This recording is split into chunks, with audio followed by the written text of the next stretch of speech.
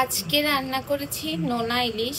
এই নোনা ইলিশটা আমি বাসায় নিজেই বানিয়েছি। যেহেতু বাজারের নোনা ইলিশ আমার কাছে মনে হয় যে অস্বাস্থ্যকর, এই জন্য আমি নিজেই বানিয়েছি। যেহেতু আমি ছোটবেলা থেকেই হচ্ছে এই নোনা ইলিশটা অনেক পছন্দ করতাম। যেহেতু আমার গ্রামের বাড়ি মেঘনার পাশে, সেজন্য ছোটবেলায় অনেক নোনা ইলিশ খাওয়া হয়েছে, যেগুলি আমার মা নিজে প্রিপেয়ার করতো লবণ দিয়ে।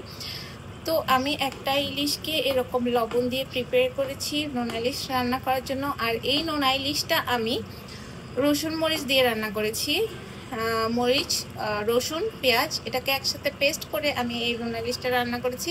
আমার অনেক দিন থেকে খেতে ইচ্ছে করছিল ঝাল ঝাল এরকম নোনা ইলিশ, সেজন্য আজকে বানিয়েই ফেললাম। তো এই যে দেখেন কত সুন্দর হয়েছে। কে কে এমন নোনা ইলিশ খান বা খেতে পছন্দ করেন অবশ্যই কমেন্ট করে জানাবেন।